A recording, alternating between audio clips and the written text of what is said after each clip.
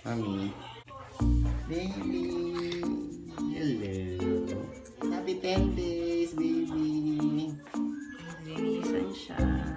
Behave naman si baby eh. Ay, naglungad. Pag sinabing naglungad, Lumabas yung milk.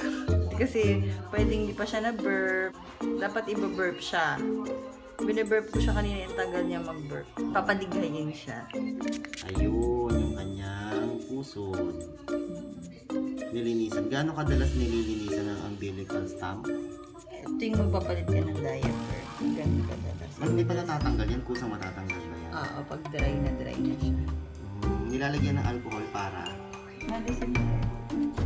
Tsaka para mabilis mag-dry. parang malaki yung tiyan ni baby. Ganyan talaga yung siya ng mga baby, malalaki. Antonio, hello. May lungad, ayun o, lungad. Ay, ang dami, anak. Si Antonio Bio ay Breastfed. breastfed baby. Bakit mo nire-recommend ang breastfeeding kaysa formula milk, mommy? Breast milk natural talaga for babies. Galing sa mommy. Pinaka-healthy source ng nutrition nila from 0 to 6 months. Lahat ng nutritional needs nila nasa breast milk. Natural, hindi siya formulated. Tsaka yung composition ng breast milk depende sa need ng ng baby. Burp ka na. Ganito ko siya binaburp, nakaupo. Kasi pag i-burp ko siya ng nakadapa, tinatayo niya yung ulo niya. Bakit kailangan i-burp, mommy? Para hindi siya maglulungan. Yan, support mo lang yung jaw niya. Tapos ipapat-pat yung likod niya doon sa ma-burp niya siya.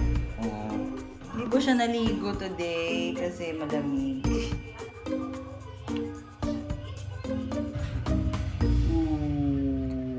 Ginaganto ko kasi para yung puso niya hindi matatamaan. Likod niya, mga kaibigan. Yung asyete, gano'n. Hindi na recommended ng DOH ang mga ganun. Dahil. Pero kailangan. Kung sa bagay, kung recommended ng DOH yung binili ng doctor, gano'n. Iba yung amoy ng baby pagka may asyete. Nakatingin kay mommy.